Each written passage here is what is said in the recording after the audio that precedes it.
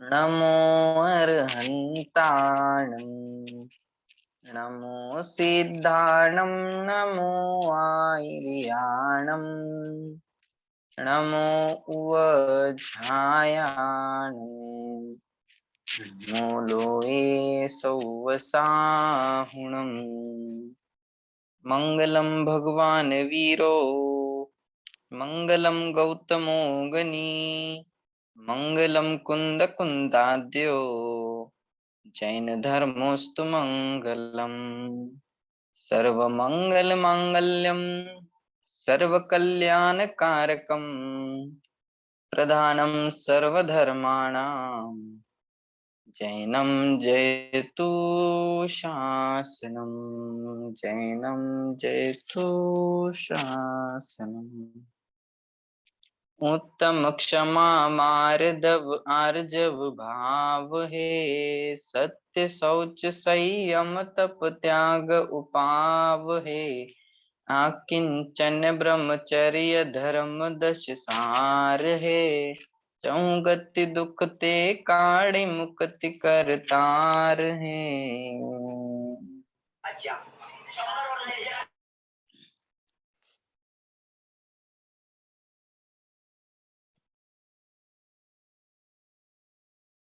जय जय पंडित जी। जय जय।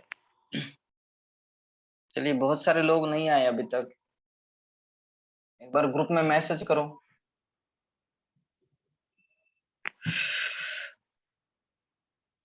चलिए, आज कौन सा दिन है अपना? 10 धर्मों की चर्चा कर रहे थे, कितने दिन हो गए? आज कौन सा दिन है? उत्तम त्याग। आज उत्तम त्याग का दिन है। कौन सा दिन है? उत्तम त्याग का दिन है। अब त्याग का दिन और 7वें नंबर का दिन, कौन से नंबर का? 7वें नंबर का ही है ना, कि 8वें नंबर का है? 8वें नंबर का। 8वें नंबर का। कौन से नंबर का? 8वें नंबर का। त्याग कब होता है? कब होता है? तप के बिना त्याग नहीं होता, संयम के बिना त्याग नहीं होता, क्षमा मार्दव आर्जव और शौच सत्य संयम, इनके बिना त्याग धर्म की प्राप्ति नहीं हो सकती। त्याग एक धर्म है। त्याग क्या है? त्याग एक धर्म है। अब हमने इसका क्या स्वरूप समझा है? देखिए, बहुत सारी चर्चा हमें करनी है। त्याग का मतलब क्या होता है? त्याग एक धर्म है। त्याग का क्या है? ये आत्मा में प्रकट होने वाला धर्म है। ये धर्म का नाम है त्याग। ओके, त्याग आत्मा के अंदर प्रकट होता है, आत्मा के अंदर प्रकट किया जाता है। और हम सभी ने जैसे ही त्याग बोलते हैं तो हमें क्या क्या दिखाई देता है? हम लोग क्या क्या समझते हैं? त्याग का मतलब क्या समझते हैं हम लोग? किसको कहते हैं त्याग धर्म है? तो किसे कहा जाता है त्याग धर्म? पंडित जी, रात्रि में भोजन न करना, जमीन का न लेना, और ये सब चीजों का त्याग। इच्छाओं का त्याग, इच्छाओं का त्याग करना। इच्छाओं का त्याग करना। कोई कहता है रसों का त्याग करना, कोई कहता है रात्रि भोजन का त्याग करना। और मैं बताऊं पंडित जी? मैं बताऊं पंडित जी? हाँ, बोलिए। मतलब त्याग, त्याग तो एक्चुअली हमारा मेन वो रहता है कि हम पर वस्तुओं का त्याग करें। जैसे कि वो चीज हमारी है ही नहीं, हम क्या त्याग करें उसका? तो जो क्या कहना क्या जो चाहते हो? मैं जो वस्तु है, जैसे कोई भी, जो भी आलू जमीन कन कोई भी चीज, जैसे त्याग तो हम त्याग तो करते हैं कि हम नहीं खाएंगे, तो वो त्याग मतलब मैं ऐसा बताना चाहती हूँ, जो वस्तु रहती है ना कोई भी, उसका त्याग करते हैं तो वो त्याग जब पूरा लंबा हो जाएगा पंडित जी, पूरा बताऊंगी तो। रहने दो, रहने दो, रहने दो। चलो, दूसरा बोलो कोई। त्याग किससे कहा जाता है? अभी तक हमने इतने सारे पर्युषण पर्व मना लिए। माइक बंद करो। मैंने ज्वाइनिंग करा। बहुत सारे पर्युषण पर्व मना लिए, सब कुछ कर लिया, पर त्याग धर्म के बारे में भी समझा ना हमने। तो त्याग के नाम पर दुनिया में सबसे ज्यादा क्या चलता है? किसे कहा जाता है त्याग? त्याग करना मतलब क्या? और दूसरा प्रश्न मेरा है, त्याग कहाँ होता है? त्याग होता कहाँ है? त्याग ज्ञान में होता है पंडित जी। मन में होता कहाँ है, होता है? इच्छाओं में होता है, इच्छाओं में होता है। इच्छाओं में होता है। ज्ञान में त्याग कहाँ होता है। ज्ञान में होता है पंडित ज्ञान। अच्छा, तो आपने रात को भोजन त्याग किया है, राइट? रात्रि भोजन त्याग किया है, आलू प्याज लहसुन इनका सबका त्याग किया है, राइट? और कहाँ से त्याग किया, कैसे त्याग किया? त्याग करने का मतलब क्या है? पंडित जी जहां हमने उसको पकड़ के रखा है वहां से उसको छोड़ देना, उसका नाम होता है त्याग करना। कहाँ से पकड़ के रखा है? आलू को छोड़ दिया, तो आलू को छोड़ दिया, आलू का त्याग करता हूँ, आज से मैं आलू का त्याग करता हूँ, आलू नहीं खाने का त्याग करता हूँ। देखिए वो तो परद्रव्य है, उसका ग्रहण भी हम नहीं कर सकते, उसका ग्रहण भी हमारे द्वारा नहीं हो सकता और उसका त्याग भी हमारे द्वारा नहीं हो सकता। बस ग्रहण और त्याग ये दोनों बातें कहाँ होती है? बोले ये दोनों की दोनों बातें अपने ज्ञान के अंदर होती है। कहाँ होती है? ज्ञान के अंदर होती है। ये दोनों बातें हमारे मान्यता के अंदर होती है। हमने उसे पकड़ करके कहाँ रखा है? पंडित जी कहाँ पकड़ माइक बंद करके कीजिए रखा ना। है? कर दिया, कर दिया। कहाँ पकड़ करके रखा है? ज्ञान में। बोले ज्ञान में पकड़ के रखा है, बाहर नहीं पकड़ के रखा। तो छोड़ेंगे कहाँ? छोड़ेंगे कहाँ? बोले ज्ञान में ही छोड़ा जाता है। हमने वो पुष्पडाल मुनिराज और वारिशेन मुनिराज की कहानी सुनाई थी, सबको याद है कि नहीं याद है? क्या कहानी थी? पुष्पडाल मुनिराज और वारिशेन मुनिराज की। उनने भी वो भी प्रसिद्ध हुए इसमें। कैसे प्रसिद्ध हुए? उनने ऐसा क्या कर दिया था? ऐसा क्या कर दिया था? कहाँ से त्याग कर दिया था? माइक बंद कर दीजिए। ऐसा क्या कर दिया? एक थे पुष्पडाल मुनिराज और दूसरे थे वारिशेन मुनिराज। वारिशेन मुनिराज तो मुनि बन गए थे, पहले वो दोनों दोस्त थे, पहले वो दोनों के दोनों दोस्त थे। अब वारिशेन तो बन गए मुनिराज, वो तो राजा के पुत्र थे, वो तो बन गए मुनिराज। अब उनके 6 रानियां थी, बहुत सारा साम्राज्य था, वो सब छोड़ छाड़ के उन सब का त्याग करके वो तो बन गए मुनिराज। उनने दीक्षा ले ली, वो जंगल में चले गए। अब अब वही मुनिराज एक दिन आहार करने के लिए गांव में आए। अब गांव में आए और सहज ऐसा निमित्त बना कि उनका जो दोस्त था ना, जो पहले पढ़ाई करते थे, वो जो पुष्पडाल था, बोले उसके घर में इन मुनिराज का आहार हुआ। अब मुनिराज ने तो सब छोड़ दिया था, अब तो कुछ उनके पास नहीं था, तो इनके घर में उसका उन मुनिराज का आहार हुआ। अब ये थोड़ा खुश होने लगा। कैसे खुश होने लगा? अरे ये तो मेरा दोस्त है। कौन है? ये तो मेरा बचपन का दोस्त है, हम यहाँ जाते थे, ऐसा खेलते थे, ये खाते थे, ये पीते थे। उसको सब बातें याद आने लगी। वो तो मुनिराज थे, अब तो उनने सब कुछ छोड़ दिया था। अब उनके मन में भी यही विकल्प आए होंगे ना कि ये मेरा दोस्त है, कि ऐसा है न वैसा है। बोले कुछ विकल्प नहीं आए, उनने तो अपना काम किया, आहार किया, और आहार करने के बाद वो निकलने लगे। और इसके मन में बोले आए थे तब भी वही दिमाग में चल रहा है। क्या चल रहा है? अरे ये अब बोलेगा, अब बोलेगा, अब बोलेगा, कुछ तो बोलेगा, कैसा है तू, क्या करता है, कहाँ जाता है, कैसा रहता है, कुछ तो पूछेगा। पर उनने कुछ बोला भी नहीं, कुछ पूछा भी नहीं, कुछ मतलब नहीं था। क्यों मतलब नहीं था? यदि यही पूछना था तो वहीं रहते ना, यही पूछने के लिए मुनिराज बने थे क्या? बोले सब छोड़ छाड़ दिया था। तो ये कुछ बोलेंगे, कुछ बोलेंगे, कुछ बोलेंगे, ऐसा सोच सोच करके ये मुनिराज के पीछे पीछे जाने लगा। कौन? वो पुष्पडाल नाम, पुष्पडाल कौन जाने लगा? पुष्पडाल। और वारिशेन मुनिराज आगे आगे जाते जा रहे और ये उनके पीछे पीछे जा रहा है। वारिशेन मुनिराज आगे जाते जा रहे, ये उनके पीछे जाते जा रहा है। तो ऐसे कंटिन्यू कंटिन्यू जाने लगा, जाने लगा, जाने लगा। और बीच में ही रास्ते मुनिराज ने पूछ लिया, क्यों मेरे साथ ही आना है क्या? क्या बोला? मेरे साथ ही आने का विचार है क्या? तो पुष्पडाल खुश हो गए, एकदम से अचानक से ऐसा खुश हो गया कि अरे कुछ तो बोले कम से कम, अब कुछ भी बोले हो, कुछ तो बोले कम से कम। तो वो खुश हुआ और कह पड़ा कि हाँ आपके साथ ही आना है। कहाँ आना है? बोले आपके साथ ही आना है। अब वो उनके साथ चला गया गया गया गया और वारिशेन मुनिराज सीधे आचार्य श्री के पास चले गए। आचार्य श्री को जा बोले कि आचार्य श्री ये मेरे साथ आया है और इसको दीक्षा दे दीजिए, ये दीक्षा लेने के लिए आया है। अब सीधे दीक्षा दिला दी, कपड़े उतरवा दिए, सब कुछ छोड़ छाड़ दिया और बिठा दिया साइड में। अब वो वारिशेन मुनिराज तो ध्यान में मग्न है, ये भी साइड में बैठे हैं। अब बताओ उनका त्याग हुआ कि नहीं? उन्होंने त्यागी वो त्यागी कहलाएंगे कि नहीं कहलाएंगे? उनने त्याग किया कि नहीं किया?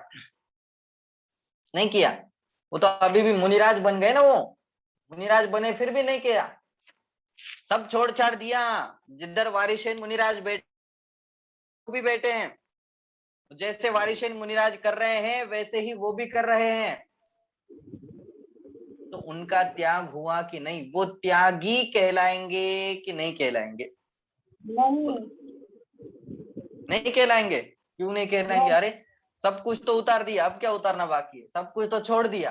पंडित जी अंतरंग से उन्होंने नहीं किया ना, अंतरंग से भी उतार दिए, जितनी अंगूठियां थी, जितना जो कुछ था सब छोड़ दिया, कुछ नहीं बचाया अभी उनके ऊपर, तो भी वो त्यागी नहीं है। नहीं है। इसका मतलब त्याग कहाँ से होता है? त्याग कहाँ से होता है? बोले बाहर से भले ही उनने सब कुछ छोड़ दिया हो, बाहर से भले ही वो नग्न दिगंबर दिखाई दे रहे हो, पर अभी भी जैसे वो वहां बैठे हुए थे ध्यान के लिए, तो तुरंत उनके मन में आ रहा था कि अरे पत्नी को एक बार बता के तो आ जाता, पत्नी को एक बार कह के तो आ जाता। अब वो क्या सोच रही होगी, अब वो क्या विचार कर रही होगी, मेरे बारे में क्या क्या सोच रही होगी, वो बच्चे रो रहे होंगे, राह देख रहे होंगे, वो क्या कर रहे होंगे। अब यही बात उनके दिमाग में घूम रही है। इसका मतलब अभी भी कहाँ अटके हैं वो? बोले अभी भी उनका त्याग नहीं हुआ है, अभी भी त्याग नहीं हुआ है, अभी भी उनने कुछ नहीं छोड़ा है। तो ये बाहर से वस्तुओं को छोड़ना ये त्याग नहीं होता है। ये त्याग होता है क्या? कि हमने ये इतने पैसे छोड़ दिए, इसका त्याग कर दिया। हमने इतने कपड़े छोड़ दिए, तो ये त्याग हो गया। हमने इतने घरों को छोड़ दिया, तो त्याग हो गया। ऐसे त्याग नहीं होता है। असली त्याग तो कब हुआ? बोले जब वारिशेन मुनिराज को पता चला कि अरे इनके मन में अभी भी घर ही बसा हुआ है, ये असली मुनिराज नहीं है। अभी भी इनके घर में, इनके दिमाग में क्या चल रहा है?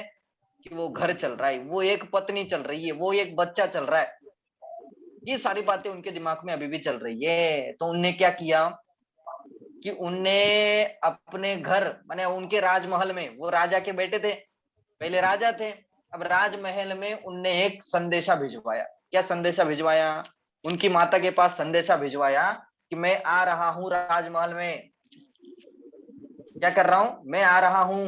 और सारी रानियों को बता देना, सारी रानियों को कह देना कि जितनी रानियां हैं, 12 6 या 12 कुछ थी, सबको कह देना कि एकदम सुंदर सवार करके बैठे, सुंदर होकर के एकदम सज धज के बैठ जाए। माता भी चौंक गई, बोले ये पागल तो नहीं हुआ, भ्रष्ट तो नहीं हो गया, कहीं संसारी होने का वापस विचार तो नहीं आया? बोले विचार विचार कुछ नहीं आया। अब क्या हुआ होगा कि बोले दोनों मुनिराज चले गए। कौन? वारिशेन मुनिराज भी चले गए और पुष्पडाल मुनिराज भी चले गए। कहाँ चले गए दोनों के दोनों? बोले राजमहल में चले गए। अब राजमहल में गए और उस माता ने 2 प्रकार के पाटिये लगाए थे। एक तो लकड़ी का आसन लगाया, एक तो लकड़ी का आसन लगाया और दूसरा आसन एकदम सिंहासन जैसा बना दिया। क्या सोचा कि बोले वो भ्रष्ट हो गए होंगे, यदि उनके मन में संसारी होने का विचार आया होगा तो कहाँ बैठेंगे? बोले राजा के आसन पर जाकर के बैठ जाएंगे। और दूसरी बात, यदि भ्रष्ट नहीं हुए होंगे, यदि वो सच्चे मुनिराज होंगे तो कहाँ बैठेंगे? बोले लकड़ी के आसन पर जाकर के बैठेंगे। अब आए दोनों के दोनों मुनिराज और लकड़ी के आसन पर जाकर के विराजमान हो गए, लकड़ी के आसन पर जाकर के बैठ गए। इसका मतलब भ्रष्ट नहीं हुए थे। अब क्या हुआ? अब वारिशेन मुनिराज ने कहा कि सारी रानियों को एक साथ बुलाया जाए। अब एक से एक बढ़कर के बढ़िया बढ़िया सबके सब रानियां आ रही है, इतने बड़ा महल है, इतना सारा पैसा है, इतना सब कुछ है। वो देख देख करके ये वारिशेन मुनिराज माने वो वारिशेन मुनिराज चौंक गए। बोले इनके पास तो इतनी सारी पत्नियां हैं, इनके पास तो इतना सारा वैभव है, इनके पास तो इतना बड़ा राज्य है, ये सब छोड़ छाड़ के आए हैं, इनके मन में तो थोड़ा भी विचार नहीं आता है।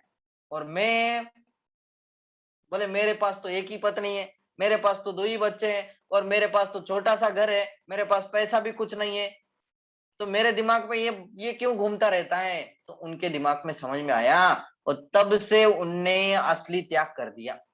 क्या त्याग कर दिया?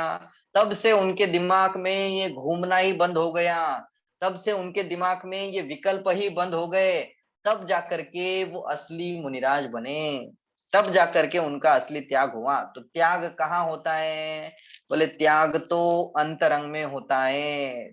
त्याग कहाँ होता है? जहां हमने पकड़ के रखा है वहां त्याग होगा, वहीं से छोड़ा जाएगा। अब आलू हमने कहाँ पकड़ के रखा है? कहाँ पकड़ के रखा है? मन में भावना होती है तो उसे खा लेते हैं, मतलब आलू के प्रति अभी भी आसक्ति है इसलिए खा लेते हैं। तो क्या छोड़ना है? आलू छोड़ना मतलब क्या छोड़ना? आलू का त्याग करना मतलब क्या करना? कि बोले वो जो आसक्ति है ना, वो जो मन में भावना होती है, उन आसक्ति को छोड़ना। रात्रि भोजन त्याग करना मतलब क्या करना? रात्रि भोजन करने का भाव तो नहीं होना, इसका नाम रात्रि भोजन त्याग है, इसका नाम असली त्याग है। हम त्याग को भी नहीं समझते, और त्याग के नाम पर जैसे ही उत्तम त्याग का नाम आता है, जैसे ही उत्तम त्याग का दिन आता है, तो हम बस दान दान दान दान दान दान की चर्चाएं करते रहते हैं। औषध दान देना, अभय दान देना, आहार दान देना, वो तो सब साइड में रह गया। आजकल तो बस पैसा इधर से उधर घूमता रहता है बस। इसने इतना दान दिया, इसने उतना दान दिया, इसने इतना दान दिया। उत्तम त्याग दिन, धर्म के दिन बस यही चलता रहता है। माने त्याग को और दान को हम दोनों हमने इन सबको पर्यायवाची बना लिया, एकार्थवाची बना लिया। ऐसे समझते हैं कि ये दोनों एक ही है। बताओ एक है क्या अलग अलग है?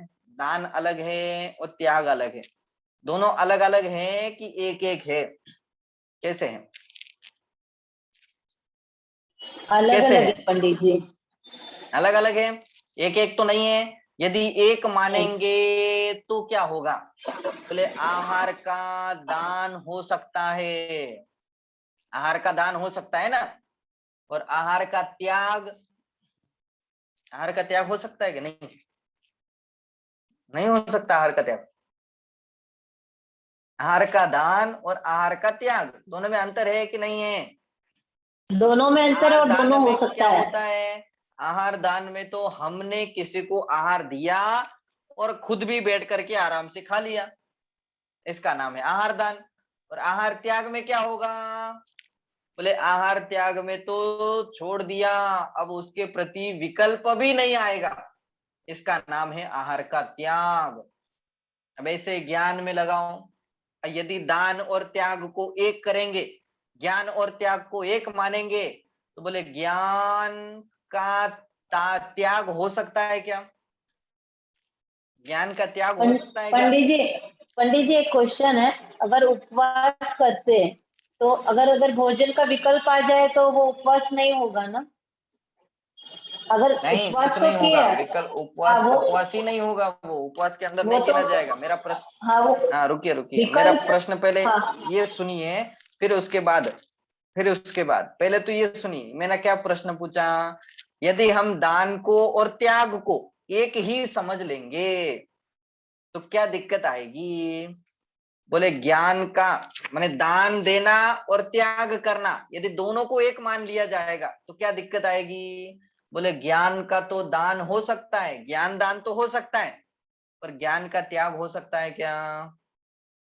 बोले ज्ञान का त्याग नहीं हो सकता। इसका मतलब दोनों में बहुत अंतर है, बहुत अंतर है, दोनों में बहुत अंतर है। और जैसे ही उत्तम त्याग धर्म की चर्चा आती है, जैसे उत्तम त्याग धर्म की बात आती है, तो बस हम दान की ही चर्चाएं करते रहते हैं। पूजन में लाइनें आती हैं, क्या लाइनें आती है? पूजन की लाइनें निकालो सभी एक साथ, और एक साथ बोलना है सबको। क्या लाइनें पढ़ी हमने पूजन में? बोले दान चार प्रकार चार संग को दीजिए। त्याग धर्म की बात कर रहे हैं कि दान की बात कर रहे हैं? किसकी बात हो रही है? त्याग धर्म की पूजन है ना। त्याग धर्म के पूजन में किसकी चर्चा की जा रही है? बोले दान चार प्रकार, बोले दान चार प्रकार के होते हैं। तो किस किस को देना है? बोले चार संघ को दीजिए। कौन से होते हैं चार संघ? मुनि, आर्यिका, श्रावक, श्राविका, ये चार प्रकार के चतुर्विध संघ कहे जाते हैं। मुनि, आर्यिका, श्रावक, श्राविका, इन चारों को ये चार प्रकार के दान देना है। कौन कौन से होते हैं वो दान? आहार दान, शास्त्र, औषध और अभय। हाँ, औषध, शास्त्र, अभय, आहारा। अब उसके पहले दूसरी लाइन पढ़ो। दूसरी लाइन में क्या लिखा? बोले धन बिजुली उनहार नर भव लाहो लीजिए, कि ये दान चार प्रकार के होते हैं और चार संघ को हमें देना चाहिए, चार संघों को देना चाहिए। और बोले धन बिजुली उनहार, और धन कैसा है? धन कैसा है? किसके समान बताया? बिजली के समान है। किसके समान है? बिजली के समान है। जैसे बिजली थोड़े देर के लिए चमकती है तो फिर खत्म हो जाती है, ऐसे ही धन भी कभी किसी के पास आता है, बोले थोड़े समय के लिए रहता है, फिर गायब हो जाता है। ये हाथ का मैल है, ये ज्यादा देर तक एक के घर में टिकता नहीं है, ये ज्यादा दिनों तक एक के घर में नहीं रहेगा। आज हमारे पास बहुत सारा है तो कल दूसरे के पास बहुत सारा होगा, हमसे बिछुड़ जाएगा। होता है कि नहीं होता? ऐसा ही होता है। तो यहाँ क्या कह रहे हैं? बोले धन बिजुली उनहार और नर भव लाहो लीजिए, ये नर भव जो प्राप्त किया है उसका लाभ लेना चाहिए। कैसे लाभ लेना चाहिए? बोले दान दे करके। धन तो बिजली के समान जानना चाहिए और उसका दान दे करके ही उसका असली लाभ लेना चाहिए। ठीक, ये कौन सा धर्म है? अब ये दान की चर्चा कर दी। यहाँ त्याग की चर्चा कहाँ आई? तो देखो आगे आगे की लाइन। अब आगे की लाइनों में क्या कहते हैं? उत्तम त्याग कहो जग सारा, औषध शास्त्र अभय आहारा। कौन कौन सी बातें कही? कि उत्तम त्याग सारा जगत कहता है। कौन कौन कहता है? सब लोग कहते हैं उत्तम त्याग, उत्तम त्याग, उत्तम त्याग। और उत्तम त्याग के नाम पर बोले औषध, शास्त्र, अभय, आहारा, ये चार प्रकार के दान के भेद होते हैं। ये चार प्रकार के द्वारा हम दान देते हैं। अब दूसरी लाइन, अब ऊपर की लाइन तो हमने पढ़ ली कि ये चार प्रकार के दान सबको देना चाहिए, सबको देना चाहिए, सबको देना चाहिए। ये बात तो हमने पढ़ ली। अब इसको ही हम असली धर्म समझ लेते हैं। यही असली त्याग धर्म है क्या? कि आहार दान देना मतलब त्याग हो गया, और अभय दान देना मतलब त्याग हो गया, शास्त्र दान देना मतलब त्याग हो गया, ज्ञान दान देना मतलब त्याग हो गया। बोले इसका नाम त्याग धर्म नहीं है। ऊपर की लाइन तो पढ़ लेते हैं पर साथ में जो नीचे लाइन लिखी है उसको हम भूल जाते हैं। नीचे क्या लिखा है?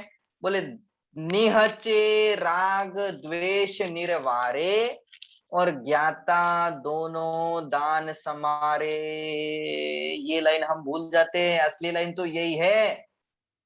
क्या कहा इसमें? बोले निहचे, निहचे मतलब निश्चय से। निहचे का अर्थ क्या होगा? निहचे का अर्थ होगा निश्चय से। निश्चय से क्या है? बोले निश्चय से तो निहचे राग द्वेष निर्वारे, माने राग और द्वेष का निवारण करना, ये असली त्याग धर्म है। निश्चय से राग द्वेष का निवारण करना, अपने अंदर उत्पन्न होने वाले उसके प्रति राग द्वेष जो है उनका निवारण करना, पर वस्तुओं के प्रति जो हमारी आसक्ति है उस आसक्ति का निवारण करना, उस आसक्ति को घटाना, उस आसक्ति को कम करना, पर वस्तुओं से दूर हटना। क्यों हटा जा रहा है? पर वस्तुओं से दूर क्यों हटा जा रहा है?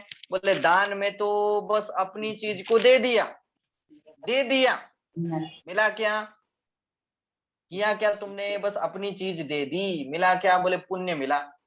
और दान में क्या होता है? बोले दान में अपने अंदर उत्पन्न होने वाले रागादि विकारों का त्याग कर दिया, और त्याग करने पर ये तो छोड़ा, मिला क्या? क्या किया तुमने? क्या किया? बोलते अपने अंदर उपयोग को लगाया, उधर से उपयोग को हटाया और अपने अंदर उपयोग को लगाना, अपने अंदर उपयोग को जानने में लगाना, वो असली त्याग कहलाता है, वो असली त्याग धर्म होता है। ठीक, तो क्या लिखा है यहाँ? निहचे माने निश्चय से, राग द्वेष निर्वारे, ये इनका निवारण करना। अब ये लाइन तो लिखी निश्चय से, इसका मतलब ऊपर जो लिखी हुई थी वो सारी व्यवहार की बातें थी। समझ में आ रही बात कुछ? क्या कहा मैंने? नीचे जो लिखी हुई लाइन है, निश्चय का मतलब क्या? बोले असली बात।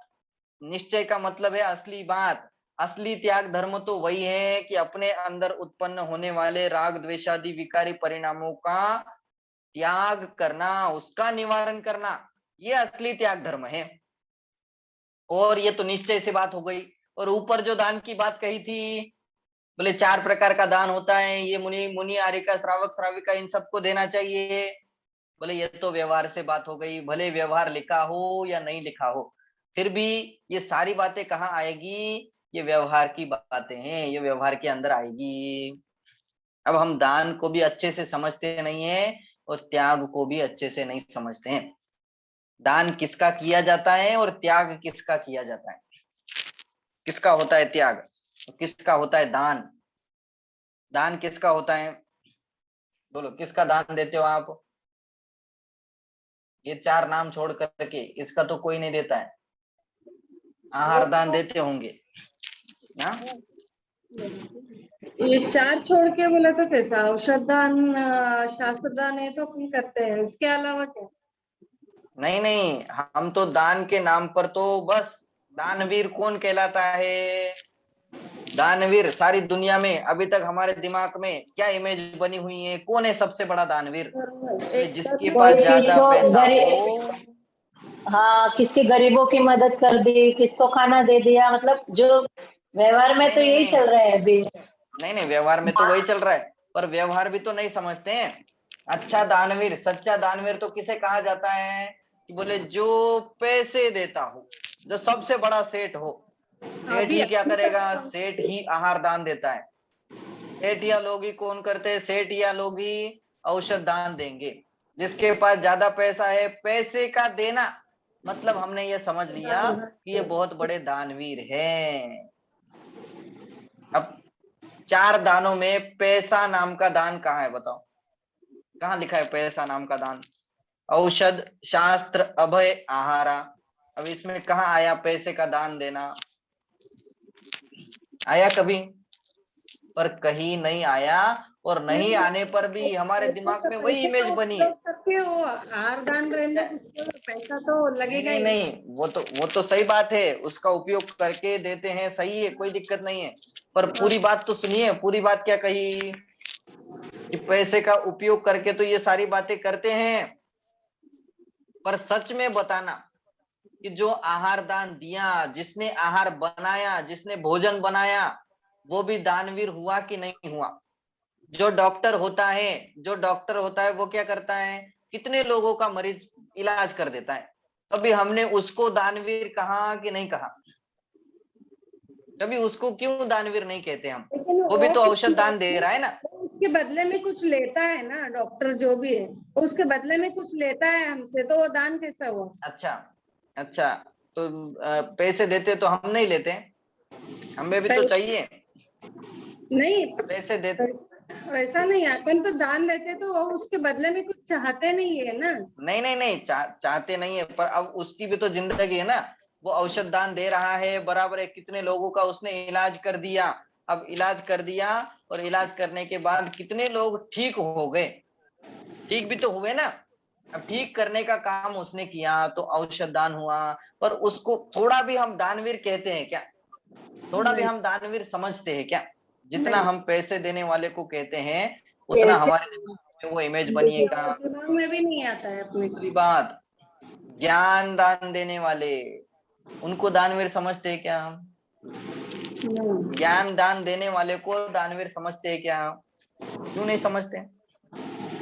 अभी मैं यहाँ बैठ करके 1 घंटा गला फाड़ू, 1 घंटा गला फाड़ू तो भी मुझे कोई नहीं कुछ कहेगा, मुझे कहने के लिए नहीं बोल रहा हूँ, तो भी मुझे कोई कुछ नहीं कहेगा। और अभी एक सेठ लोग यहाँ आ जाए और वो ये बात कह दे, क्या बात कह दे कि मैंने अभी अभी उस मंदिर में 5 लाख का दान दिया है, तो तुरंत तालियां बजने लग जाएगी। बजने लग जाएगी कि नहीं लग जाएगी? क्यों? क्या किया उसने? मैंने एक घंटे से फाड़ा, उसका कुछ नहीं, और उनने एक लाइन बोल दी, उतने में धमाधम तालियां बज गई। इसका मतलब क्या मुझे बनाना चाहिए? ऐसा नहीं। आपके लिए भी तालियां बजनी चाहिए, मतलब आपके लिए बल्कि नहीं, जो भी ज्ञान नहीं नहीं, नहीं नहीं पर विचार करने की बात है, थोड़ी सोचने की बात है। उसके लिए तालियां तो बजनी चाहिए, हम नहीं नहीं सोचते। तालियां बजनी चाहिए, ये मेरी बात नहीं है, ये मैं कहना नहीं चाहता हूँ, पर असल में हम लोगों के दिमाग में कितना अज्ञान बैठा हुआ है, हाँ वही हम उसको ही बड़ा समझते हैं। वो पंडित जी असल में वापिस देखा बोलिए जाए ना, तो वो सबसे बड़ा दान नहीं है। असल में देखा वापिस जाए तो बोलिए ना। वो सबसे बड़ा दान नहीं है। हाँ हाँ, बोलता हूँ। सबसे बड़ा दान तो ज्ञान दान ही है। सबसे बड़ा दान तो कौन सा है? ज्ञान दान है। पर ज्ञान दान देने वाले को हम समझते हैं क्या बड़ा?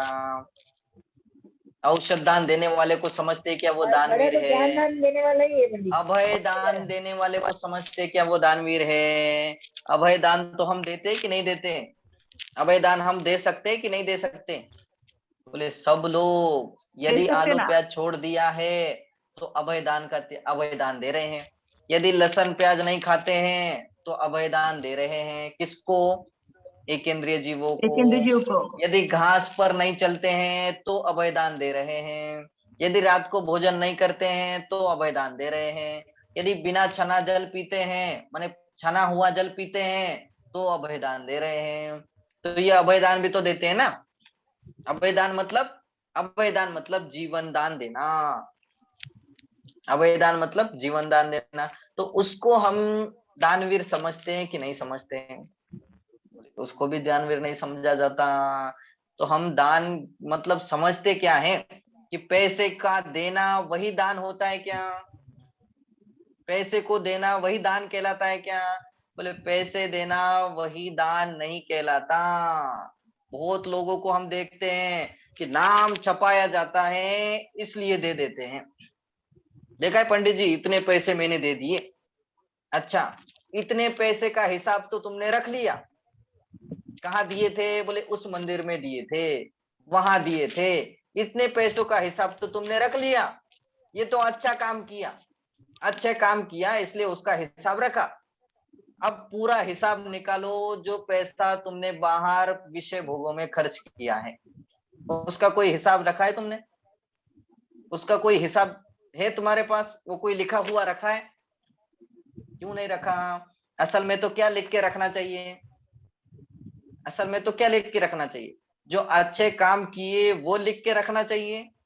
उस वहां लगा हुआ पैसा लिख के रखना चाहिए कि जहां जहां हमारा पैसा व्यर्थ का खर्च हो रहा है, जहाँ पिक्चर देखने में, इधर खाने में, इधर पीने में, इधर मौज मस्ती करने में, इधर उड़ता जा रहा है, वो लिखना चाहिए कि जहाँ जहाँ अच्छा काम किया वो लिखना चाहिए। अरे वो तो हमेशा याद रहता ही है, उसकी कोई दिक्कत नहीं है। वो तो हम अच्छा काम किया आपने, वो तो बढ़िया काम है।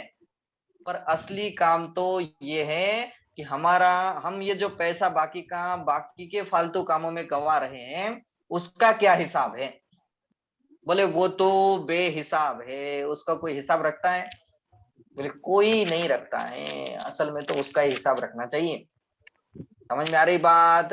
तो दान का भी सच्चा स्वरूप नहीं समझते और त्याग का भी सच्चा स्वरूप नहीं समझते। क्या अंतर होता है इन दोनों में? दोनों में क्या अंतर होगा? दान किसका किया जाता है और त्याग किसका किया जाता है? किसका करेंगे दान? बोले दान तो किया जाएगा तो जो अपने पास है उन वस्तुओं का हम दान कर सकते हैं। समझ में आ रही? जो अपने पास है उन वस्तुओं का हम दान में दे सकते हैं। अब पैसा है तो पैसा दे सकते हैं, औषध है तो औषध दे सकते हैं, ज्ञान है तो ज्ञान दे सकते हैं, अभयान तो अभय दे सकते हैं। जो हमारे पास है उसको हम दान में दे सकते हैं। और त्याग, यदि त्याग करना है तो किस किस का त्याग करेंगे? बताओ किस किस का त्याग कर सकते हैं? हम अपनी वस्तुओं का भी त्याग कर सकते हैं और आपकी वस्तुओं का भी त्याग कर सकते हैं कि नहीं कर सकते? तीनों लोग की सारी वस्तुओं का त्याग कर सकते हैं। भगवान जब त्याग करते हैं तो मात्र अपने घर का ही त्याग नहीं करते हैं, वो सबके घर का त्याग कर देते हैं। अपने घर के प्रति विशेष ममत्व होता है, वो छोड़ दिया। बोले पर के प्रति भी ममत्व छोड़ दिया, अब कुछ नहीं बचा। ये शरीर को ही अपना नहीं समझते, इसका मतलब तीन लोक में जितने हैं उन सबको छोड़ दिया, उन सबका त्याग कर दिया।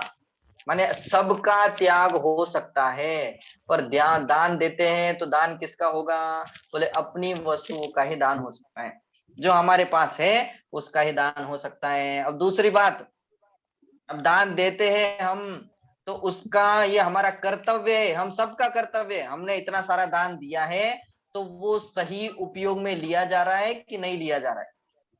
हमने किसके लिए दान दिया था, हमने कहाँ दान दिया था, और उसका उपयोग वही हुआ कि गलत जगह हो रहा है? उसका उपयोग सही जगह हो रहा है कि गलत जगह हो रहा है, ये देखना हमारा पूरी तरीके से एकदम परफेक्ट, ये हमारा कर्तव्य है कि हमने यहाँ 1 लाख रुपए दिए थे, किसके लिए दिए थे? बोले वहां भोजन मिलेगा सब लोगों को, जितने बच्चे पढ़ते हैं उन सबको 1 महीने तक भोजन मिलेगा, इसलिए हमने पैसा दिया था।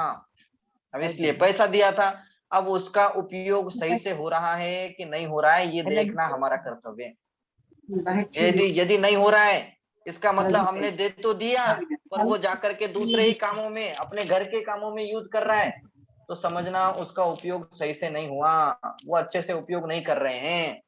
तो इसका पाप किसे लगेगा? बोले इसका पाप तो हमें ही लगेगा। हमने तो दिया था एक वाटर टैंक बनाने के लिए और उसने अपने घर में एसी लगा दी, क्या किया उसने? उसका सही उपयोग हुआ कि नहीं हुआ? सही उपयोग नहीं हुआ, ये देखना हमारा कर्तव्य है। और त्याग में क्या होता है? अब एक बार छोड़ दिया सो छोड़ दिया, अब कोई देखता है उसको बाद में? बोले कोई नहीं देखता है। अब उसका त्याग कर दिया, अब विकल्प भी मन में नहीं आएगा। यदि विकल्प भी आता है तो समझना हमने उसका त्याग नहीं किया, हमने उसको छोड़ा नहीं है, ये कहलाता है त्याग। अब किंचित मात्र भी दिमाग में नहीं आना चाहिए। शास्त्रों में सबसे बढ़िया उदाहरण आता है राजा दशरथ का। कौन थे राजा दशरथ? राजा दशरथ कौन थे? राम जी के पिताजी। कौन थे? राम जी के पिताजी थे। तो उनका सबसे बढ़िया उदाहरण आता है, क्या उदाहरण आता है? बोले राम जी के पिताजी दशरथ थे, और वो दशरथ जब पेट के अंदर थे, गर्भ में थे, 6 महीने के थे, 6 महीने के थे, गर्भ में थे, तो उनके पिताजी, उनको आया वैराग्य, उनको वैराग्य आ गया और वो अब दीक्षा लेना चाहते थे। तो उनके बड़े बेटों को बुलाया उनने और कहा बेटा अब मैं तुम्हारा राज तिलक कर देता हूँ, तो तुम यहाँ का राज्यभार संभालना, अब मेरा कुछ काम नहीं बचा है, मुझे ऐसा लगता है कि अब मुझे दीक्षा ले लेना चाहिए, अब मेरे भाव नहीं होते हैं, अब मुझे वैराग्य आ रहा है। तो उन्हें ये बात उनके बच्चे को कह दी। अब उनका बच्चा क्या कहेगा? उनके बच्चे ने कहा ठीक है पिताजी कोई दिक्कत नहीं है, आप मुझे सब कुछ सौंपना चाहते हो तो कोई दिक्कत नहीं है, मैं सब कुछ सहने के लिए, ये सब कुछ तैयार करने के लिए, मैंने इसको संभालने के लिए रेडी हूं, बस मेरे एक प्रश्न का आंसर मुझे दे देना। कौन से प्रश्न का आंसर देना? कौन से प्रश्न का आंसर देना? पिताजी आप ये जो सब कुछ छोड़ करके जा रहे हो, क्या इसमें सुख है या नहीं है? इस प्रश्न का आंसर देना। ये जो राजभार आप मुझे सौंप करके जा रहे हो, इसमें सुख है या नहीं है? अब बताओ, अब क्या उत्तर देते? यदि वो हाँ कहते, बोले सुख है, तो पिताजी आप क्यों छोड़ करके जा रहे हो? और वो ना कहते तो बोले इस दुख में मुझे क्यों ढकल के जा रहे हो? अब बताओ क्या बोलेंगे? आप होते तो क्या कहते हैं? चलो ठीक है जान दो, मैं भी रुक जाता हूँ। हाँ? ऐसे प्रश्न मत पूछा करो, ऐसे दिमाग में ही नहीं आता, हम तो खुश हो जाते, चलो मिल गया सब कुछ, मिल जाया, ऐसा लगता कि नहीं लगता? तो उनने क्या कहा? वो लड़के ने, उन बच्चे ने क्या कहा?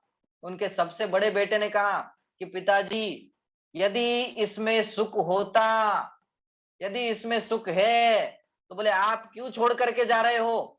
और यदि इसमें सुख नहीं है तो मुझे इस संसार में क्यों ढकेल रहे हो? जिस बात को समझने के लिए आपने 70 साल लगा दिए, जिस बात को समझने के लिए आपने इतने साल लगा दिए, वो बात मुझे 1 ही मिनट में समझ में आ गई, तो मैं अब इसके लिए 5 मिनट भी गंवाना नहीं चाहता हूं।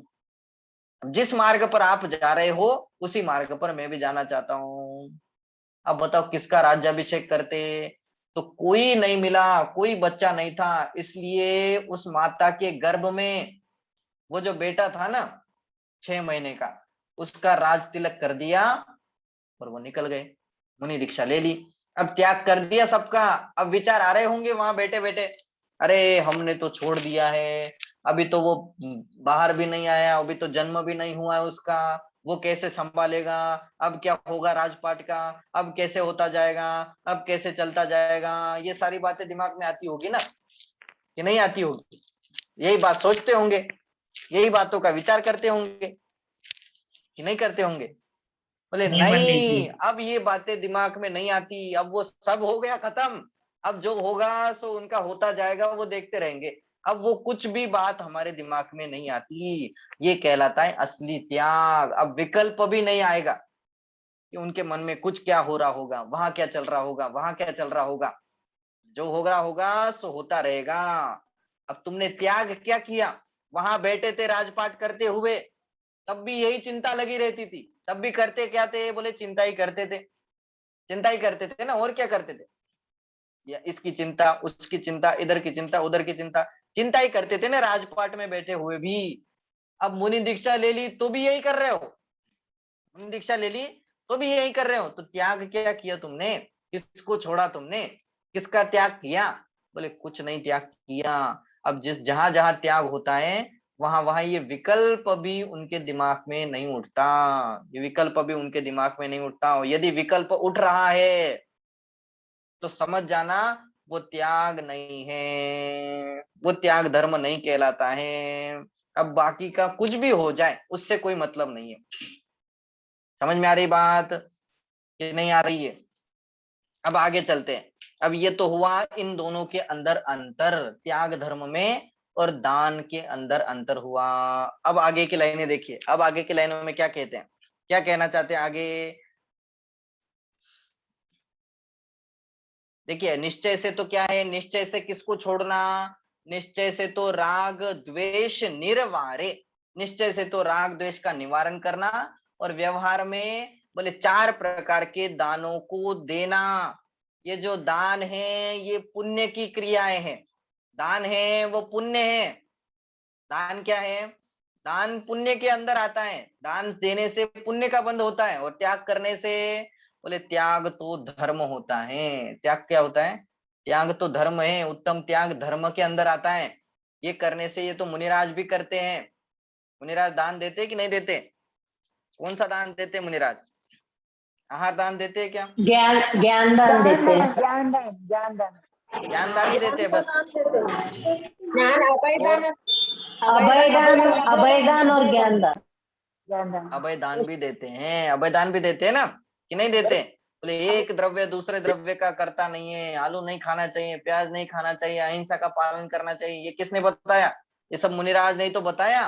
अब बता, खुद ने भी अंगीकार किया, खुद ने भी उसका पालन किया, और हम सबको भी बताया। इसका मतलब उनने अभय दान भी दिया और ज्ञान दान भी दिया, ये दोनों दान तो वो देते हैं। और दूसरे आहार दान और औषध दान ये देते हैं कि लेते हैं? लेते क्या हैं करते हैं? बोले ये औषध दोनों तो लेते हैं, औषधि दान भी लेते हैं, मुनिराज लेते हैं ना। हम भले ही अब वो मांग करके नहीं लेते, पर भोजन में मिला करके हम देते हैं कि नहीं देते उनको? वो देते हैं। तो ये देना, आहार दान देना, ये भी देना देना, ये 2 दान तो उनको दिए जाते हैं। समझ में आ रही बात? और मुनिराजों से हम क्या लेते हैं? एक तो अभय दान और ज्ञान दान, ये दोनों चीजें हम उनसे लेते हैं। ठीक, तो ये दोनों में अंतर है। अब आगे की लाइनें देखिए, आगे की लाइनों में क्या पंडित कहते जी, हैं? हाँ बोलो। आहार दान होता है ना हम श्रावकों के लिए, तो वो मुनिराजों के लिए होता है कि सबके लिए होता है? मुनि आर्य का, श्रावक श्राविका सबके लिए होता है। मुनिराजों को नहीं, दो तो सर्वोत्कृष्ट है। हाँ मुनिराजों को जो दिया है वो तो सर्वोत्कृष्ट है, आर्यिकाओं को दिया वो थोड़ा, वो भी एकदम सबके लिए एक समान ही है। पर मुनिराजों को यदि आहार दान देते हैं तो आहार दान देने का फल क्या है, कितने उत्कृष्ट भावना होती है, कितनी परम पवित्र भावनाएं होती है, और उसका फल क्या होता है। यदि किसी मुनिराज को नवदा भक्ति पूर्वक पूर्ण भावना से, निर्दोष भावना से यदि हम आहार देते हैं तो कालांतर में हमें भी मोक्ष की प्राप्ति होती है, हमें भी उन जैसा बनने की प्राप्ति होती है, हम भी उन जैसे बन जाते हैं। ये दान का, ये आहार दान का फल है, आहार दान और का फल पंडित है। जी, ये हो गया, ये चारों मतलब हमने दिए श्रावक श्राविका जैसे है। अब मैं बोल रही हूँ कि जैसे हम श्रावक है तो कोई भूखा है तो उसको देना उचित है हमारे लिए, जैसे कोई उसको रास्ते देना पे उचित बैठा है है। कि नहीं, देखिए उसको देना भी उचित है, उसको देना भी अच्छी बात है, कोई दिक्कत नहीं है। पर उसको हम क्या दे रहे हैं इस पर वो निर्भर करता है। यदि हम पैसा देते हैं तो वो उसका कैसे उपयोग करेगा, वो जाकर के फूंक भी सकता है, वो जाकर के पी भी सकता है। इसलिए कभी पैसे मत देना, कभी भी किसी को भी पैसे नहीं देना, योग्य जान करके ही उसे पैसे देना। और यदि वो भूखा है, तड़प रहा है, तो उसको खाना खिला देना एक टाइम का, कोई दिक्कत नहीं है। खाना खिलाओगे तो भी वो दान के अंदर आएगा, और पैसे दोगे तो वो कुछ भी कर सकता है, कुछ भी कर सकता है। इसलिए ऐसी चीजें उनको दान नहीं दी जाती, और उनके अच्छा लिए ये पंडित जी, चीजें बनी हुई नहीं है।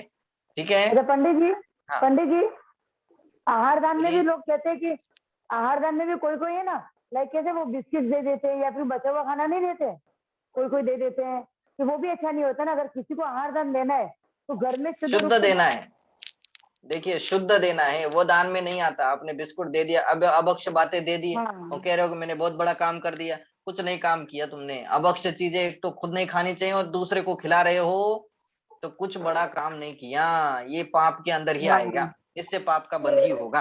ठीक है। चलिए हाँ। अब आगे की लाइनें देखिए। तो दो प्रकार के दान हो गए।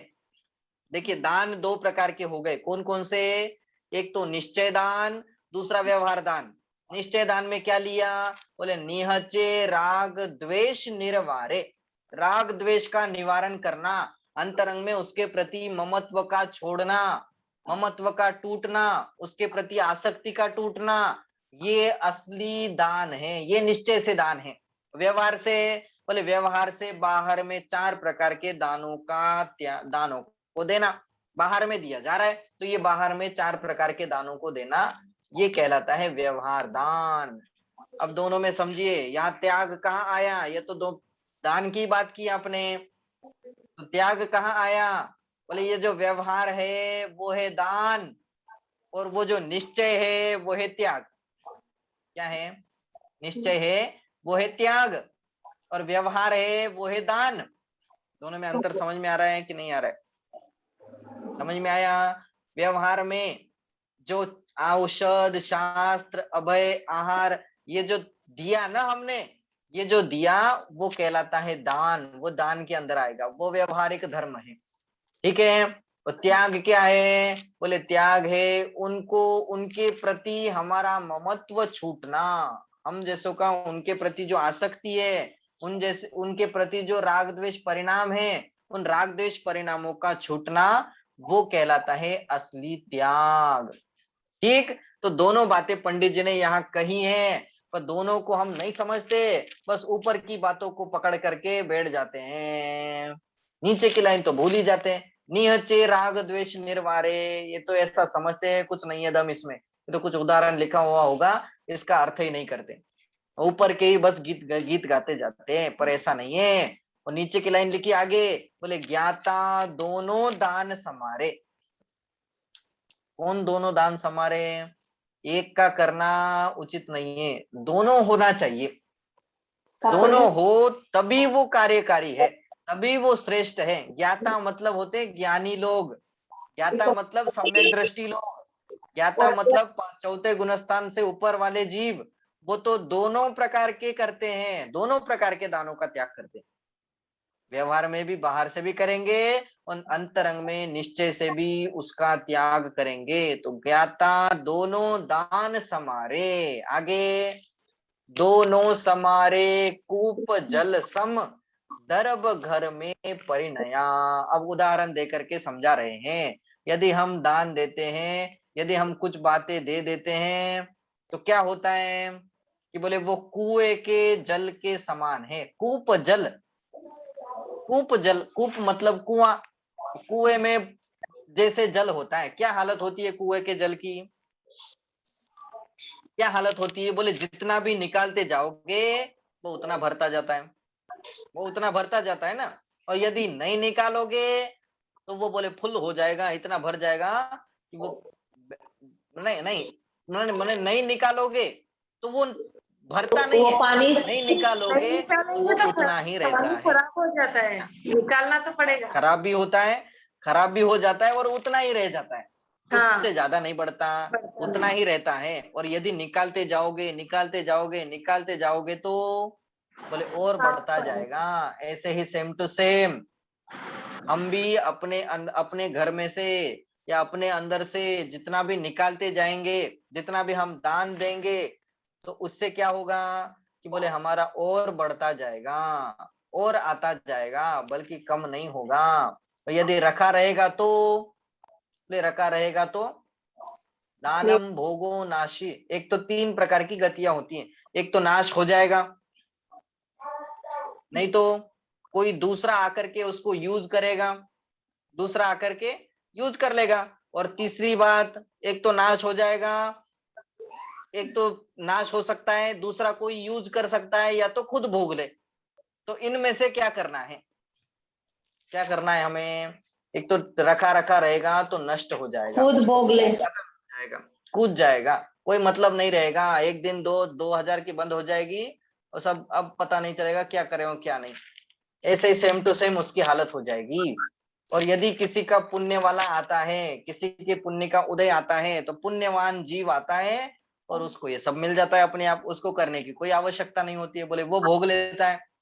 तो एक तो खुद भोगो, नहीं तो दूसरे को दो, दूसरे को नहीं दे रहे हो तो बोले सूझ जाएगा, खत्म हो जाएगा, उसमें कोई दम नहीं रहेगा। ठीक है, तो उसका उपयोग कैसे करना है, कैसे करना है उपयोग। देखिए नीचे लिखा, क्या लिखी लाइन, नीचे की लाइन पढ़ो। दोनों समारे कूप जल सम, दरब घर में परिणया। द्रव्य, दरब, दरब मतलब द्रव्य, घर में परिणया, परिणया मतलब रहता है। निज हाथ दीजे साथ लीजे, खाए खोया बह गया।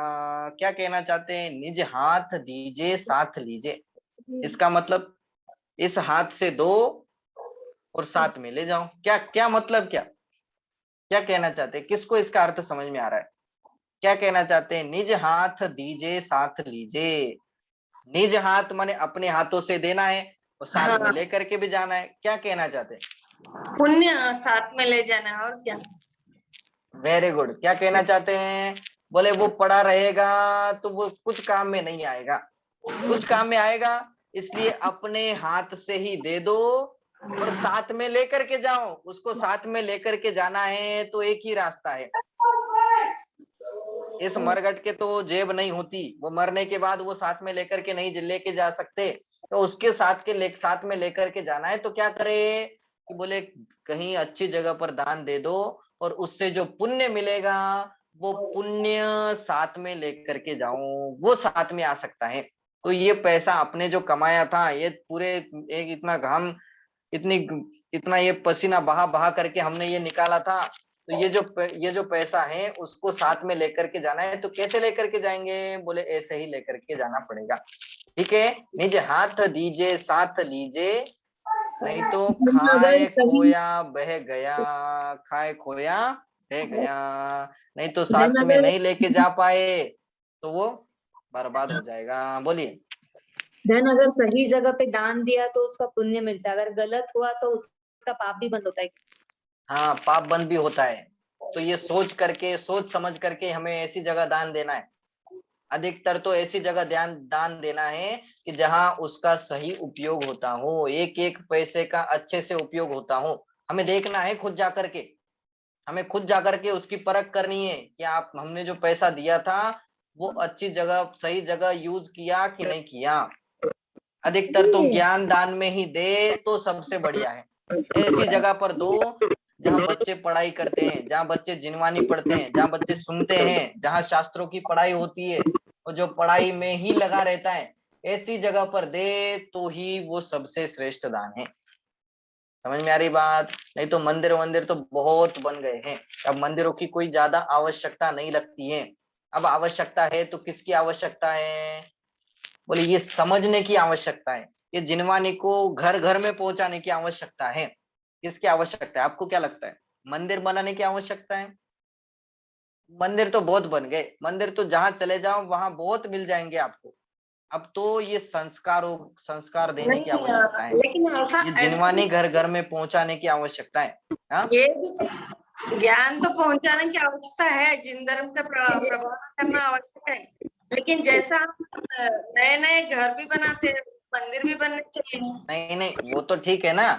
अब वो तो बनाना, उसके लिए पूरी तरीके से मना नहीं कर रहा हूँ, पूरी तरीके से मना नहीं कर रहा हूँ, पर उसका उपयोग एकदम अच्छे से यदि करना हो, मंदिर बनाने में भी होता है, वो भी बढ़िया है, कोई दिक्कत नहीं है, पर ज्ञान दान की क्षेत्र में यदि दे तो उसका उपयोग और अच्छे तरीके से होगा।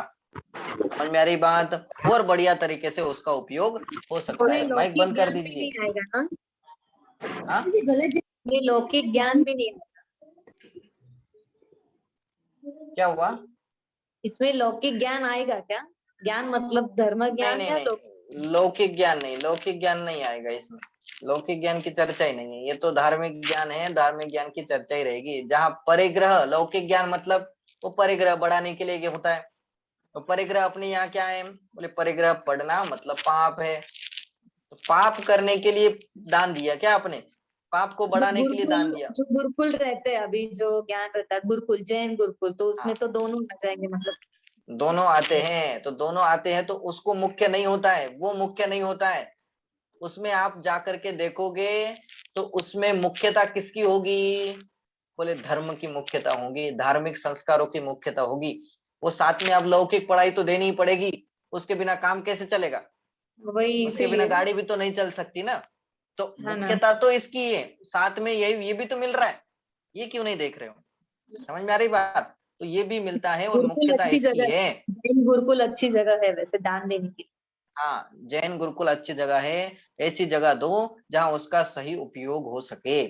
ठीक है? तभी जाकर के निज हाथ दीजे साथ लीजे, नहीं तो खाए खोया बह गया, खाया पिया सब बह गया, क्या फायदा उसका? खाने पीने दान में जितना पंडित उड़ाते जी, हैं उसका क्या होता है? हाँ, दान तो बुद्धि पूर्वक ही दिया जा सकता है कि जहाँ हाँ, हमें लगे। बुद्धिपूर्वक ही सोच समझ करके ही देना चाहिए। नहीं तो वो क्या होगा उसका, कैसे उपयोग हो रहा है, वो कहाँ मिला रहे हैं, क्या कर रहे हैं, एक एक पैसे का हमें हिसाब मिलना चाहिए। समझ में आ रही बात? हाँ बोलिए। आपकी आवाज नहीं आ रही है, आवाज नहीं आ रही है आपकी, कट रही है आवाज। चलिए अब आगे चलते हैं, बाद में पूछिए आप, लास्ट में पूछिए, आपकी आवाज नहीं आ रही है।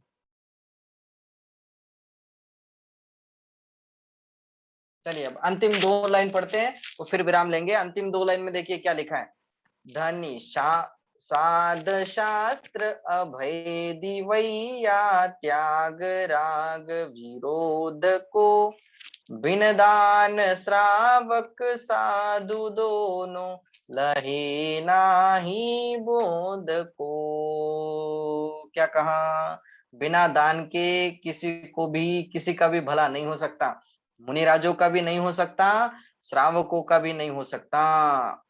दान के बिना, त्याग के बिना किसी का भी भला नहीं हो सकता। ये लिखा है देखो, बिन दान श्रावक साधु दोनों, बिना दान के श्रावक और साधु दोनों का लहे नाही बोध को, उनका बोध नहीं हो सकता। बोध मतलब सम्यक दर्शन ज्ञान चारित्र की प्राप्ति नहीं हो सकती। बोध का मतलब मोक्ष की प्राप्ति नहीं हो सकती। बोध का मतलब चारित्र की प्राप्ति नहीं हो सकती।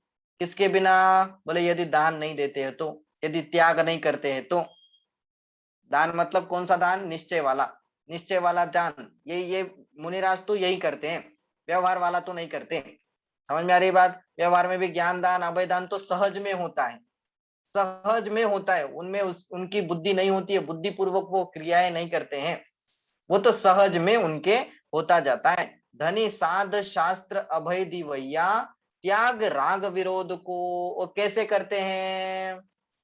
बोले धन्य है वे जीव जो क्या करते हैं? बोले साध, बोले साधु मतलब साध मतलब साधने वाले साधु।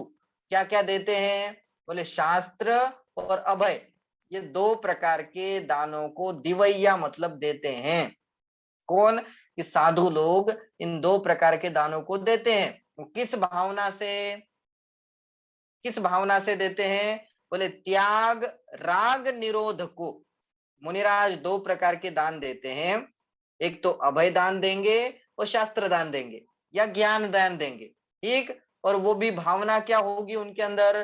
बोले त्याग, त्याग करके देते हैं। किसका त्याग करके देते हैं? बोले राग का और निरोध का, राग का और विरोध का। राग मतलब आसक्ति, उनको कुछ नहीं चाहिए, हमने ज्ञान दिया है, हमने दान दिया है, हमने ऐसा किया है, उनके मन में कुछ भावना नहीं होती है। और किसी के प्रति विरोध, विरोध मतलब द्वेष, न राग होगा न द्वेष होगा। इन दोनों को छोड़ करके, राग भावना को छोड़ करके भी और द्वेष भावना को छोड़ करके भी ये मुनिराज दो प्रकार के दानों को देते हैं। तो हमारे मन में भी यही भावना होनी चाहिए। इस त्याग धर्म के दिन हमें भी ये भावना समझ में आनी चाहिए कि असली त्याग तो वही है कि जो अंतरंग पूर्वक होता है। असली त्याग तो किसका करना है? आलू का करना है, प्याज का करना है, लहसुन का करना है, किसका करना है? अरे ये तो हमने अनंत बार छोड़ दिया, इसमें कोई दम नहीं है। राग द्वेष का त्याग करना है। किसका त्याग करना है? राग राग द्वेष द्वेष। का त्याग करना है। पहले राग द्वेष के पहले और एक बड़ा पाप है, उसका त्याग करना है पहले। मिथ्यात्व। बोले मिथ्यात्व का त्याग करना है। किसका त्याग करना है? सबसे मिथ्या। पहले तो हमें उसका त्याग करना है। ऐसे मिथ्या दृग ज्ञान चरण, वश भ्रमत भरत दुख जन्म मरण। क्या कर रहे हैं?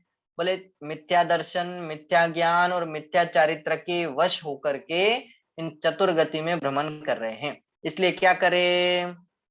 ताते इनको तजिए सुजान, सुनती न संक्षेप कहूं बखान। क्या कहा? इसलिए किसका त्याग करो? तजिए, तजिए मतलब त्याग कीजिए। किसका त्याग कीजिए? ताते, ताते माने इसलिए, इनको तजिए, इनका त्याग कीजिए। किस किस कैसे करेंगे? कि पहले समझिए, पहले जानिए, पहले विचार कीजिए कि वो क्या है और हमें किसका त्याग करना है। नहीं तो हम तो लगे थे, कभी ये छोड़ दिया, कभी वो छोड़ दिया, आज ये नहीं करेंगे, कल वो नहीं करेंगे, कल परसों ये नहीं करेंगे, और अपने आप को बड़ा मानते थे। बोले ऐसे दान, ऐसा छोड़ना, ऐसा तो हमने अनंत बार किया, उसमें कोई दम नहीं है। ये तो अनंत बार किया। चढ़ाला में अगली लाइन लिखी, कोटि जन्म तप तपे, कि करोड़ों वर्षों तक ऐसे काम किए हमने। मुनिव्रत धार अनंत बार, कि आलू प्याज तो कोई दम नहीं है, मुनिव्रत अनंत बार धारण कर लिया तो भी कुछ नहीं फायदा हुआ। क्या फायदा हुआ? कुछ फायदा नहीं हुआ। अब क्या करें? कि बोले अब यदि इस त्याग धर्म को हमें समझना है, यदि हमें कुछ छोड़ना है तो किसे छोड़े, किसका त्याग करें? कि बोले मिथ्यात्व का त्याग करो। सबसे पहले तो अपने अंदर बैठे हुए उस मिथ्यात्व को बाहर निकालो। कौन से मिथ्यात्व को? बोले ग्रहित, सबसे पहले ग्रहित को निकालो। जब तक वो नहीं निकलेगा तब तक अग्रहित नहीं निकल सकता। ग्रहित का मतलब क्या? बोले कुगुरु, कुदेव और कुधर्म, इनको मानना, इनको पूजना, कुधर्म के चक्कर में पड़ना, धर्म के नाम पर कुछ भी करते रहना, ये असली काम नहीं है। पहले तो इसका त्याग करो। पहले तो ये मान्यता, ये भावना अंदर में बैठी हुई है, ये जो बैठा हुआ है अंदर, उसको पहले निकालो बाहर। और उसके बाद तब जाकर के अग्रहित मिथ्यात्व का त्याग हो सकता है। तब जाकर के विपरीत मान्यता का त्याग हो सकता है। समझ में आ रही बात? तो असली त्याग तो हमें उनका ही करना है। बाकियों का त्याग तो हमने बहुत बार किया, उसमें कोई दम नहीं था। और वो बाकी का त्याग वो पुण्य के अंदर आता है, उससे पुण्य का बंध बनता है। उससे क्या होता है? पुण्य से बोले थोड़ी से ऊपर तक चले जाएंगे, स्वर्गों में चले जाएंगे, फिर वापस आना ही पड़ेगा। उससे कोई कोई फायदा होने वाला नहीं है। पर असली त्याग धर्म को हम समझे और अपने अंदर के विकारी परिणामों को छोड़ करके, मिथ्यात्ववादी के भावों को छोड़ करके कहाँ अपने मन को लगाए? ये त्याग करते हैं मुनिराज। पहले घर द्वार छोड़ दिया, बाहर के सब पदार्थों को छोड़ दिया, कपड़े छोड़ दिए, शरीर से ममत्व छोड़ दिया। छोड़ दिया किस लिए छोड़ दिया? बोलो, वो दो मुनिराज निकले थे ना, वो दो मुनिराज निकले थे दीक्षा लेकर के, उसका अभिषेक करा करके उसको तिलक लगा दिया, वो अभी गर्भ में ही है, वो निकल गए। क्यों छोड़ा उनने? क्या कारण था? इन घरदार का त्याग किया तो किस लिए किया? त्याग करना मतलब क्या? कि वहां से उपयोग को हटाना। उपयोग तो समझ में आती है। वहां से ध्यान को हटाना, वहां से लक्ष्य को हटाना और कहाँ लगाना? अब जंगल में जाकर के वहां रहेंगे क्या? बोले वहां नहीं रहेंगे। अब कहाँ लगाएंगे? बोले कपड़ों से ममत्व हटाया, कपड़ों से ध्यान हटाया, शरीर से ध्यान हटाया, सब तरफ से ध्यान हटाया, तो कहाँ लगाएंगे? ये हटाना हटाना ये तो है त्याग। समझ में आ रही बात? हटाना हटाना ये तो है त्याग। इधर से ध्यान हटाया, उधर से ध्यान हटाया, ये सब कुछ त्याग कर दिया। अब करेंगे क्या? बोले त्याग के अंदर करना भी तो आता है ना कुछ, कि नहीं आता? बोले करना भी आता है, तो क्या करेंगे? बस आत्मा का ध्यान करेंगे, इसके अलावा और कुछ नहीं करेंगे, और कुछ विकल्प उनके मन में नहीं उठेगा। यही असली उत्तम त्याग धर्म है। हम दान को भी अच्छे से समझे और त्याग को भी अच्छे से समझे। देखिए ये विषय ऐसे हैं कि बहुत बड़ी बड़ी लंबी लंबी चर्चाएं हो सकती है। 1 घंटे में, आधे घंटे में कुछ नहीं होता है।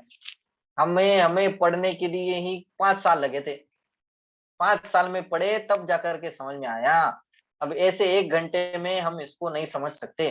फिर भी थोड़ा सा समझाने की कोशिश की, थोड़ा सा बात आपको ध्यान में आ गई होगी, थोड़ी सी बात क्लियर हो गई होगी। अब विचार करना है। क्या करना है? अनुप्रेक्षा, स्वाध्याय के 5 भेद याद है सबको कि नहीं याद है? अब चिंतवन चलना चाहिए। अब दिमाग में घूमना चाहिए कि सच में दान क्या होता है, सच में त्याग क्या होता है, सच में दान किसको देना है, सच में त्याग हमें किन वस्तुओं का करना है। देखिए त्याग तो हम असल में किसका करते हैं पता है? हम भी त्याग करते हैं। किसका करते हैं पता है? जो किसका हमको करते हैं? नहीं चाहिए, जो हमको नहीं चाहिए वो दे देते हैं, उसका त्याग, वो त्याग नहीं होता है। नहीं नहीं नहीं नहीं नहीं नहीं नहीं नहीं, अब मुझे बोलने में अच्छा नहीं लग रहा है। मैं कोई बुरा मत सोच लेना, कोई कोई उल्टा मत पकड़ लेना। हम असल में त्याग तो अपनी विष्ठा का करते हैं। करते हैं कि नहीं करते? एक बार छोड़ दिया, अब देखना भी नहीं, विचार भी नहीं आता दिमाग में कि क्या हुआ। जो होना हो सा हो गया होगा। अब उसका कोई विकल्प आता है दिमाग में? बोले नहीं आता। ऐसे ही मुनिराज घर को छोड़ देते हैं, कुछ विकल्प नहीं आता। ऐसे ही मुनिराज शरीर को छोड़ देते हैं, शरीर के ऊपर बहुत कपड़ों को सुंदर छोड़ देते उदाहरण हैं। दिया ये तो पंडित जी। उदाहरण दिया, ये तो उदाहरण दिया है। जिस प्रकार उसको छोड़ दिया, अब विकल्प भी नहीं आएगा। कुछ आता है दिमाग में कि अब उसका क्या हुआ होगा, क्या होगा? कुछ नहीं। वैसे ही सेम टू सेम हमें इन वस्तुओं को छोड़ना है, तो कैसे छोड़ेंगे? ऐसे ही सेम टू सेम मुनिराज करते हैं, तो कैसे करते होंगे? ये असली ध्यान, ये असली त्याग होता है। समझ में आ रही बात? और ये आत्मा की लत जब तक नहीं लगती, जब तक अपने स्वरूप की लत नहीं लगती, तब तक ये छूटता नहीं है, तब तक ये छूटने वाला नहीं है। इसलिए हम ये जो स्वाध्याय करते हैं, उससे किसकी लत लगनी चाहिए? निज आत्मा की ही लत लगनी चाहिए। तब जाकर के ये सारी बातें निकल आएगी, तब जाकर के ये सब छूटने लगेगा। जब हमें ये पता चलेगा इसमें से कुछ मेरा नहीं है, कुछ मैं लाया नहीं था, कुछ मेरे साथ रहेगा नहीं, इसका कर्ता धर्ता मैं नहीं हूँ, इसके कर्ता धर्ता भगवान भी नहीं है, मेरे परिणामों का ही मैं करता हूँ और किसी को मैं कर्ता धर्ता नहीं हूँ, तब जाकर के ये असल में त्याग धर्म सफल हो पाएगा। ठीक है, आई बात समझ में कि नहीं आई? आई कि नहीं? चलिए अब बाकी की चर्चा आई अब पंडित देखिए, जी। कल और परसों 2 दिन पंडित जी, नहीं होगी हमारी पाठशाला। तो हाँ, बोलिए बोलिए। पंडित जी आपने क्या बोला? आपने क्या पंडित मुनिराज किसका क्या करते? वो शब्द सुनाई नहीं दिया। मुनिराज, किसका मुनिराज देखिए असली किसका त्याग? विष्टा विष्टा विष्टा विष्ठा। ये तो अपनी बात बताई, मैंने अपनी बात बताई, ये तो उदाहरण देकर के मैंने समझाया। समझ, ये अब दूसरा उदाहरण नहीं मिल रहा था। अब ऐसे किसका त्याग करते बताओ? कुछ पंडित जी करते हैं ऐसा बहुत त्याग? अच्छा उदाहरण, आपने बहुत एक अच्छा बार छोड़ उदाहरण दिया, दिया। एक बार छोड़ दिया फिर दिमाग में नहीं आता। ये असली त्याग है, ये असली त्याग है। उल्टा। पंडित, हाँ, आपने इस उदाहरण में अपने लिए क्या बोला था? हम लोग किसका त्याग करते हैं? अरे अरे पंडित जी, अरे वो है ना, मतलब ये सब लोग पूछ रहे हैं कि किसका त्याग दी, मतलब इन्हों पंडित जी का बोलना है कि हम जैसे विष्टा करके भूल जाते हैं, उनको भी नश्वर लगता है। मुनिराज को जैसे ये संसार, उस पर ध्यान ही नहीं जाता है ऐसा। रुकिए रुकिए, फिर से समझाता हूँ मैं, फिर से समझाता हूँ, ध्यान से सुनना, इधर उधर देखना मत कोई। अब कोई अगर बोलना मत कि समझ में नहीं आया, माइक बंद कर दीजिए, मैं समझा रहा हूँ। क्या कहा? जिस प्रकार असली त्याग तो हम लोग भी करते हैं, पर हम लोग किसका त्याग करते हैं? बोले जिस प्रकार हम विष्टा का त्याग करते हैं। सुबह सुबह जब छोड़ के आते हैं ना, अब फिर दिमाग में आती है क्या वो बात कि हमने वो छोड़ दिया, अब उसका क्या होगा, वो कहाँ जाएगा, वो क्या हुआ होगा उसका, ये दिमाग में आता है। फिर दिमाग में घूमता है वो, कभी बोले कभी उसका विचार भी नहीं आता, कुछ नहीं होता। एक बार हुआ सो खत्म, हुआ कि नहीं? एक बार हुआ सो खत्म। वो उससे आनंद भी मिलता है कि नहीं? एक बार खत्म हुआ, पेट साफ हो गया, तो बोले आनंद की प्राप्ति होती है। अब मुनिराज बोले ऐसे ही मुनिराज इन सब वस्तुओं का त्याग करते हैं। तो ये तो हमने गंदा इतना पेट साफ किया, उसमें हमें आनंद की प्राप्ति हुई, ये छोटा सा त्याग किया, उसमें हमें आनंद की प्राप्ति हुई।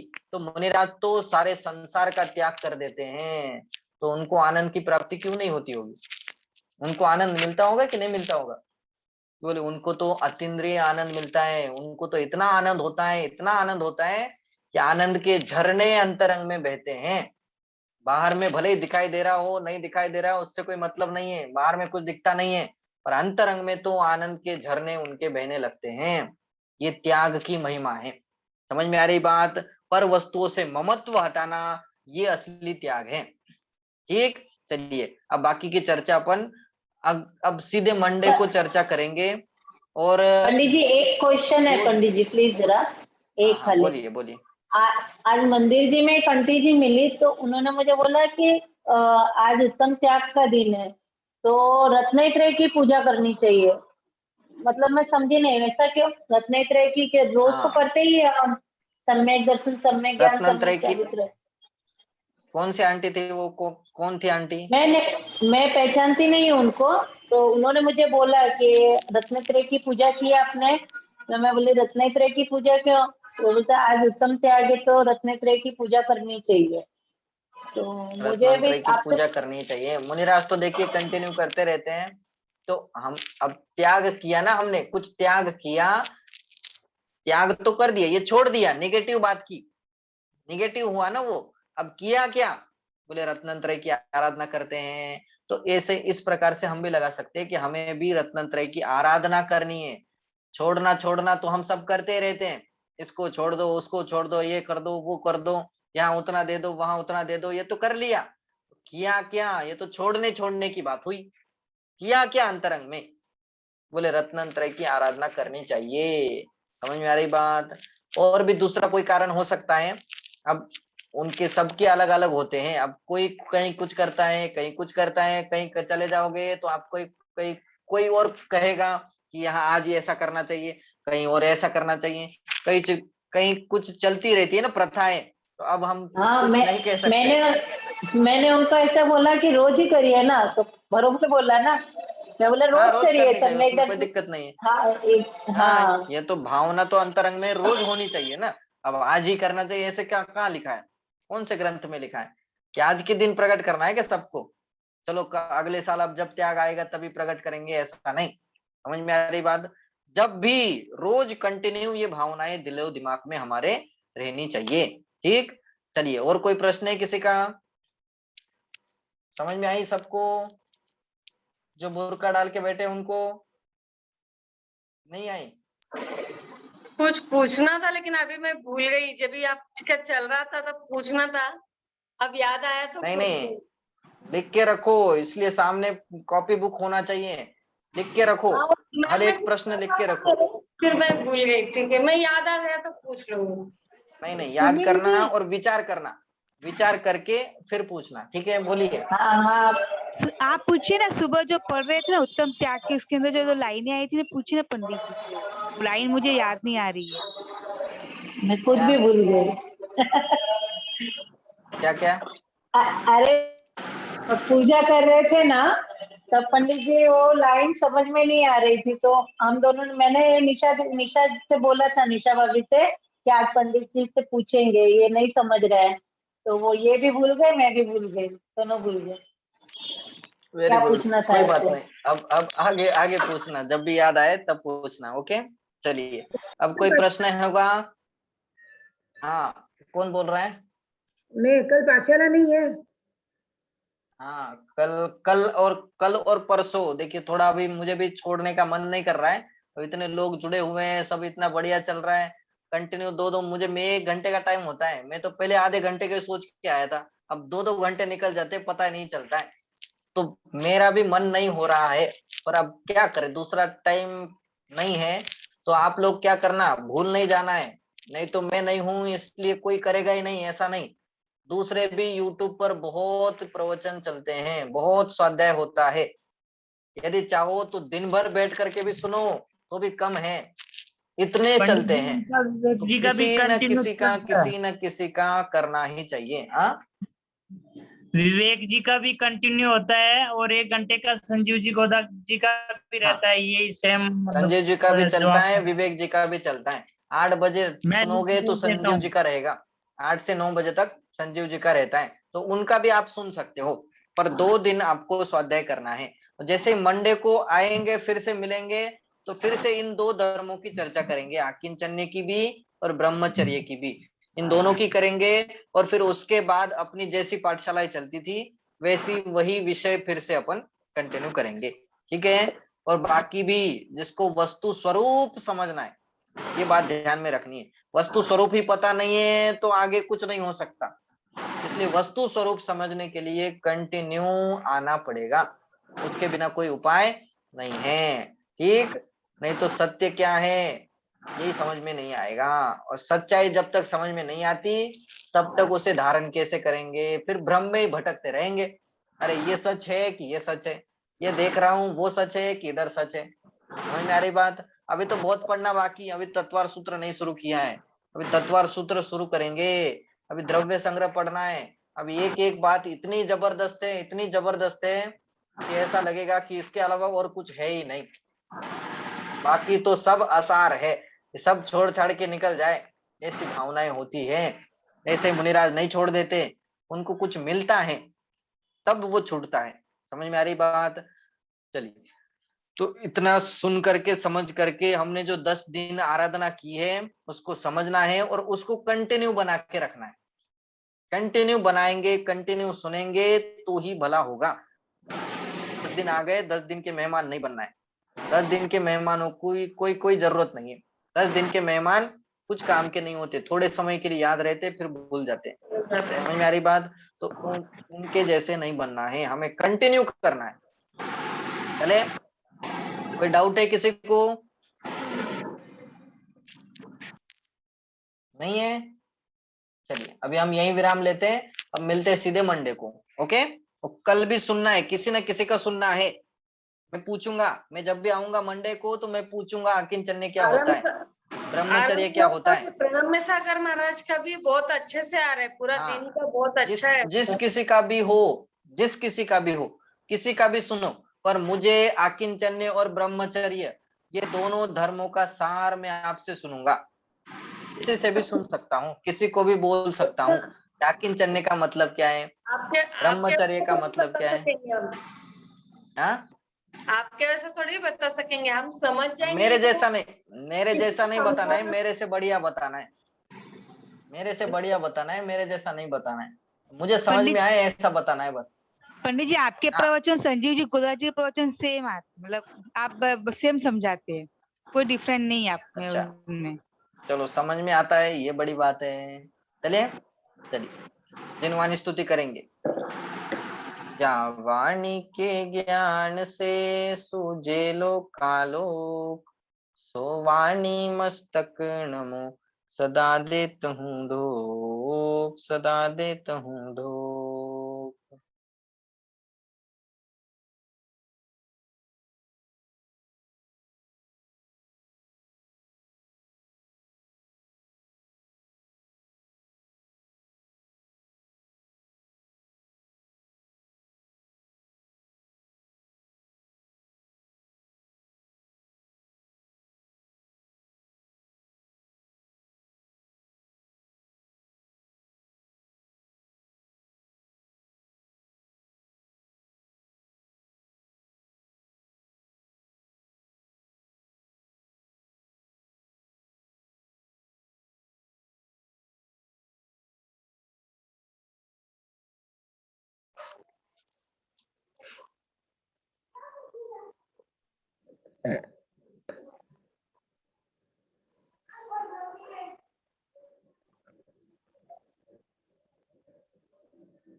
जय बोलो द्वादशांगमय जिनवाणी माता की जय जय हो। हो। महान जैन धर्म की जय हो। जय हो। जय उत्तम हो। त्याग धर्म की जय जय हो। हो। जय हो। जय जिनेन्द्र चलिए, सबको। जय जिनेन्द्र सबको। जय जिनेंद्र सबको।